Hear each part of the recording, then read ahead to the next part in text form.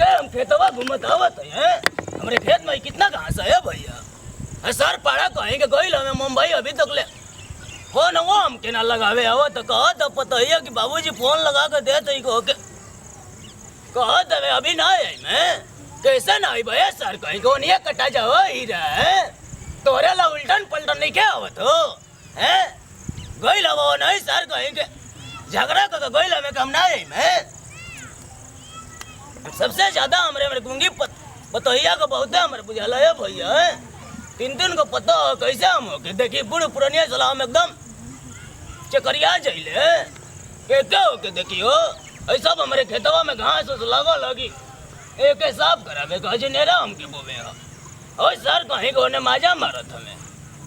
बहुते हमके मोह लगे बेचारी का भगवान कंठ नहीं खान दिले कैसे हो रहते ओके जब भी हम देखी लोग हमरे आँखिया से आंसू चुहे लगे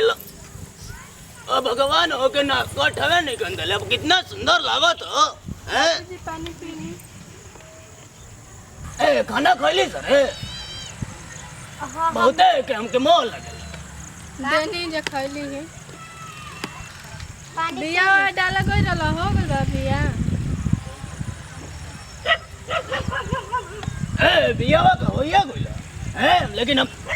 कैसे हम बियावा डलवाई हमके कोई के पकड़े के पड़े ओके फोनवा कइला रहले पड़वा के बहुत है सबके बियावा डला जी तब का है ओकर टेंशन रहुआ मत ली बाबूजी फोन गइल बाटे काहे नाम टेंशन ले पूरा हमरे गांव में पानी में जागी घरवा के बगलवा में जौन हो न बेजुक बाबा उ सबके रोक देले सब फैन से जगरुआ भैया के रूपा गुला त जागी हमनी ही करे वाला कोई नहीं खाता हमनी नु बनी जा ये के कह देबे के बाबूजी यो दादा ये सब रगुला जवान देखी जवान ससुरा हमके करिया ही है कहिए कि का कही अपन काम कर में लाज नहीं खे ठीक नु ए तू तो सही कहत है लेकिन गांव वाला ये सब बात ना बुझल है चलो करिया है का चिरकुटावा हो ए कैसे तू बोला तो क्या हमका बारा दया हो तो रे पतोहिया है कहत नु टेंशन मत ली बाबूजी हमनी के बात सबसे ज्यादा हमें करे फिक्र सोचत को लगा तो कि मरिए जाए बूढ़ी हमके उठा ले जाओ हैं और साला 3 को नलायक जमल हवे ओके समझ में ना होता कितना हमें सोना जी से हमरे पता है एक जब भी हम सोची ले हमरे आंखिया से बहुते आंसू गिरे चुप रही बाबूजी रहना कैसे हम चुप रहे लेकिन तू सबका हम प्यार देख के बहुते हम खुश गइले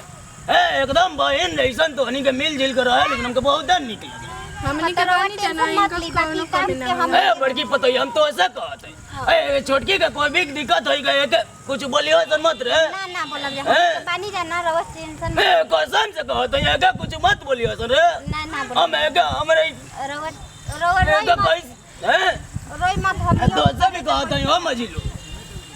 के मत ना बोले थोड़ा सा भी गलती करी गए के समझावे के चाहिए ठीक बा बाबूजी एकदम जब भी देखे लोग हमारे आंखिया से एकदम आंसू टपके लगल हम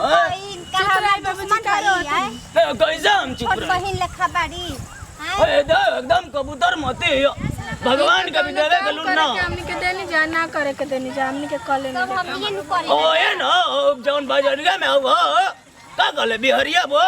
हमसे कहत रहे कि चिरकुटावा को पतोहिया बड़ा मिल जुल के रहली सब ओके बात मत लेके चलियो अलग है आग लगाव ना ऐसा कुल हमनी के छोड़वाई हम हां ओए ना अजय भी देखी तो कहे कि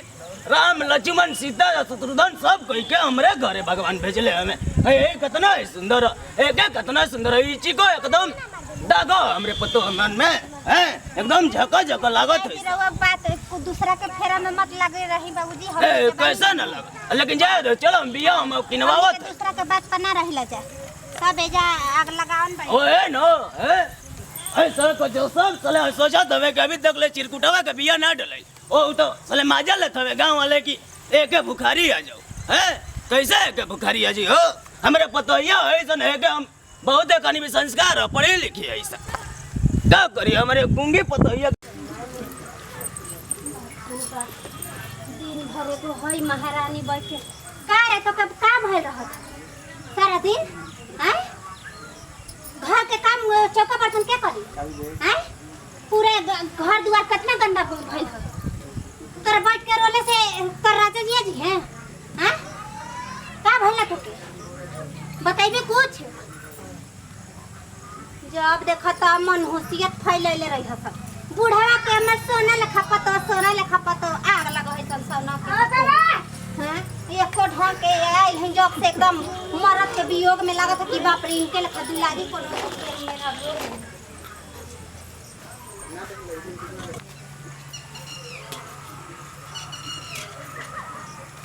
का बोल में छोटको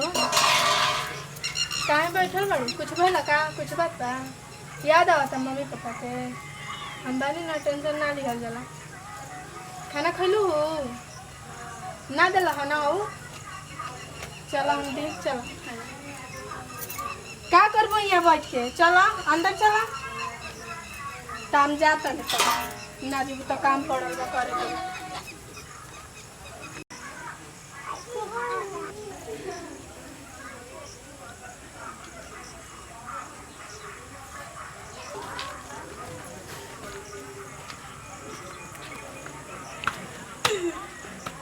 के क्या ये बैठ के बना हुआ है आई दादाई कह रहे हो तो इसरे पता ही आई अकिया में आंसू ले लो इसका है रे पड़वा ही रोले जो ए सर पड़ा कौन है दुनिया में खोई लवा है ससुर है ए ओए पड़वा भी नहीं कह लो से फोनवा पे बतीला बड़की पतैया कह सो वैसे कि आई है इतना काहे का टेंशन लेते दिन दिन भर रो तो हमके मुआइबू का है पतो है ओए कैसे नहीं रोती और एकदम पुनी लगा ए चुप रहो रे ए हम रोए लगो ओए ए कैसे रो तो हमर को रजवा फाटा तो है के रोवा तो है तो क्या नहीं क्या रोवे तो के कौन सी दुख भरे हमसे बतावत का है कैसे ऐसा हम देखिल जब तो के देखिल तो हमके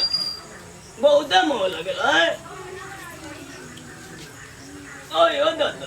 कैसे कहा तो घर में दिन में सुता रहा थे वो कुछ बोलना बड़की पुतैया तो से हम तो के बहुत देखिल हमके बहुत शर्म आवेल है हम सच कहते हैं टेंशन मत लिया घर से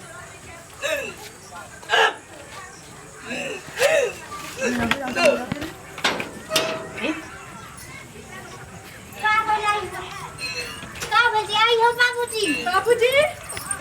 बाबूजी का भाई बाबूजी का भाई बाबूजी बाबूजी बाबूजी बाबूजी का बोल बाबूजी का भाई बाबूजी बाबूजी कोई बाजी ले चली जल्दी अस्पताल बाबूजी के बाबूजी का देखियो का निमन से देखियो रे बाबूजी बाबूजी बोली रे बाबूजी ए बाबूजी बाबूजी का भाई बाबूजी उठी रे बाबूजी ए बाबूजी उठी रे बाबूजी का भाई बाबूजी बाबूजी आयो बाबूजी के छोड़ के चल गई बाबूजी के देखिए अपने के बाबूजी उठी रे बाबूजी का भलो का हो गई देखी ना बाबूजी ए बाबूजी का बनो देखी ना बाबूजी ए बाबूजी पाले ना उठो बाबूजी उठी ना बाबूजी बाबूजी उठी ना बाबूजी कैसे बनाओ बाबूजी कैसे बोलो बताओ कोई बाजी है गावाला वो कोई आई जी देखी बाबूजी के खाओ गई बाबा पे संभावत रहे तो पे काम बात हो गया उठी ना बाबूजी ए बाबूजी उठी ना बाबूजी उठी ना बाबूजी चले बाबूजी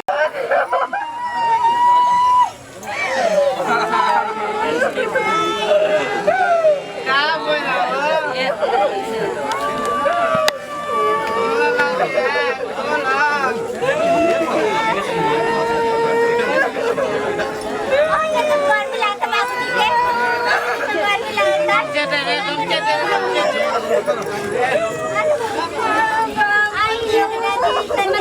सब काम मार देखो तो पे बा होइले ना देखी ना बाबूजी के खाओ बाबूजी बाबूजी